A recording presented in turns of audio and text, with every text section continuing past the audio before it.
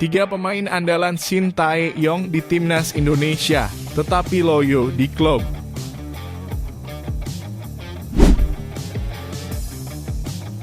Hati-hati timnas Indonesia. Bintang Vietnam mulai rajin nyekor dan semakin pede. Siapakah itu? Berikut beritanya.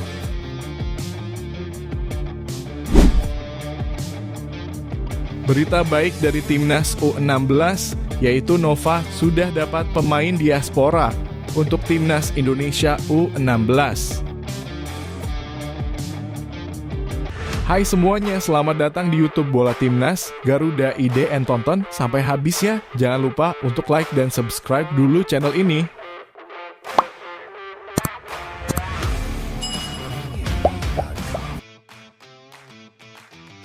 Tiga pemain andalan Shin Tae-yong di timnas Indonesia, tetapi loyo di klub.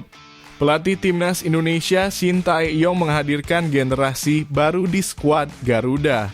Mereka banyak diisi pemain-pemain muda potensial. Belakangan ini para pemain muda itu terus menjadi tulang punggung timnas Indonesia era Shin Tae-yong. Seperti yang terjadi di Piala Asia 2023 lalu. Peran generasi tersebut diharapkan akan terus berlanjut dalam waktu yang lama. Terdekat, timnas Indonesia akan menjalani 2 laga krusial di kualifikasi Piala Dunia 2026 zona Asia.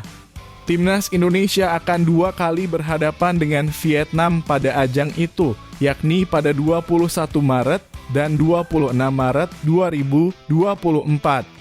3 nama yang menjadi langganan timnas Indonesia era Shin Tae-yong. Namun belakangan performa mereka jauh di bawah ekspektasi kala membela klub masing-masing. Siapa saja mereka? Yang pertama yaitu Hernando Ari bergantian menjadi kiper utama timnas Indonesia dengan Nadeo Argawinata. Belakangan ini Hernando mampu mengungguli kiper Borneo Football Club Samarinda itu di skuad Garuda. Namun performa Hernando Ari di Persebaya Surabaya tak begitu spesial. Hernando tampil 14 kali bersama Bajul Ijo di BRI Liga 1. Jumlah itu lebih sedikit ketimbang kiper Persebaya yang lain, Andika Ramadhani. Namun sejauh ini gawang yang dijaga Hernando sudah kebobolan 21 kali. Bandingkan dengan Andika yang baru kebobolan 12 kali sejauh ini. Saat ini Hernando Ari sedang fokus melakukan pemulihan cedera bahu. Belum diketahui kapan kiper berusia 21 tahun itu akan kembali pulih. Yang kedua yaitu Rizky Ridho. Ada ekspektasi tinggi yang menghiasi kehadiran Rizky Ridho di skuad Persija Jakarta di musim ini. Sebab selama ini Ridho dikenal sebagai salah satu bek terbaik di tanah air. Namun performa Rizky Ridho sejauh ini jauh dari harapan. Pertahanan Persija Jakarta cukup mudah dibobol oleh lawan-lawannya di BRI Liga 1. Setelah menjalani 22 laga, gawang Persija Jakarta sudah kebobolan 35 kali. Catatan itu menjadi salah satu yang terburuk dibandingkan kontestan penghuni 8 besar klasemen lain di BRI Liga 1. Kemudian yang ketiga yaitu Marcelino Ferdinand. KMS KD Inse tampil apik di musim 2023. Mereka bahkan sedang berjuang untuk mendapatkan tiket promosi ke liga level tertinggi di Belgia musim depan. Namun Marcelino Ferdinand tampak kesulitan mendapatkan tempat utama di klub tersebut musim ini. Marcelino yang sempat mengalami cedera lutut perlahan mengembalikan performanya di level klub. Sejauh ini Marcelino Ferdinand baru tampil 3 kali bersama KMS KD Inse di musim 2023-2024. Ex pemain Persebaya Surabaya itu pun belum mencetak gol dan assist untuk klubnya pada musim ini. Semangat para punggawa Garuda Muda.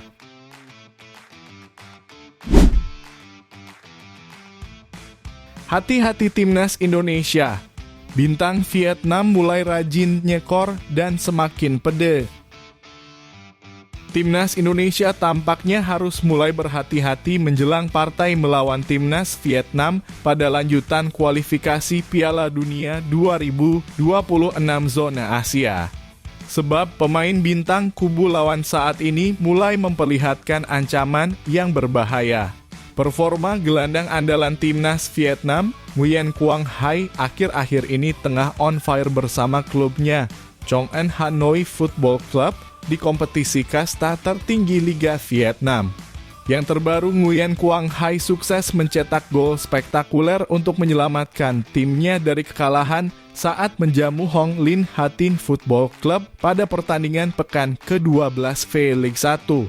CAHN Football Club yang tampil sebagai tuan rumah sempat tertinggal lewat eksekusi penalti Prince Ibarra.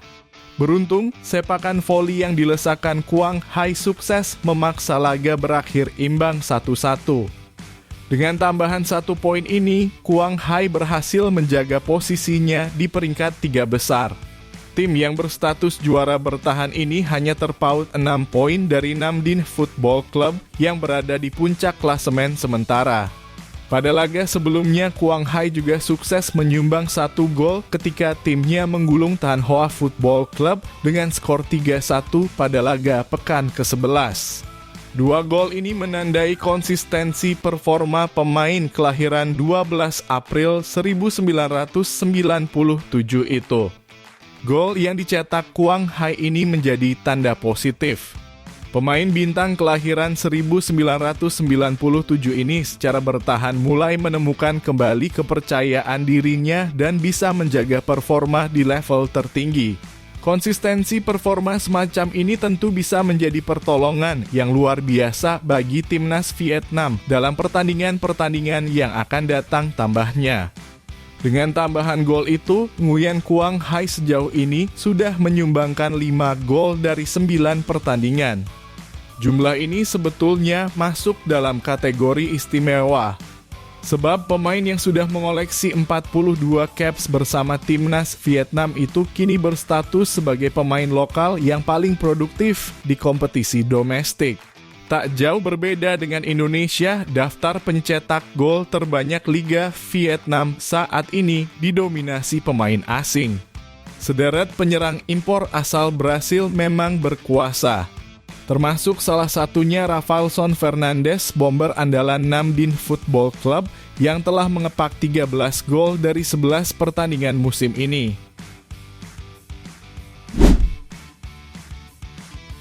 Berita baik dari Timnas U16, yaitu Nova sudah dapat pemain diaspora untuk Timnas Indonesia U16.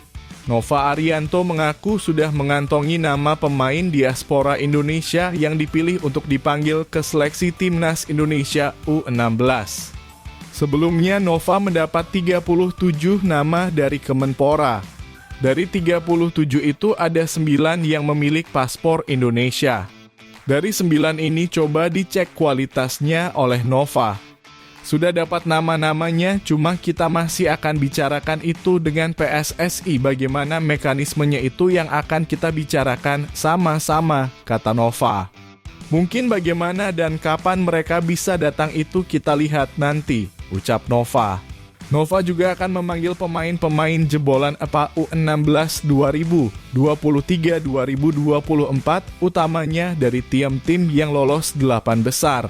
Rencananya nama-nama tersebut akan dipanggil pada gelombang kedua pemusatan latihan setelah Nova membantu Shin Tae-yong menangani Timnas Indonesia senior menghadapi Vietnam di kualifikasi Piala Dunia 2026. Yang pasti kami melihat semua potensi yang ada.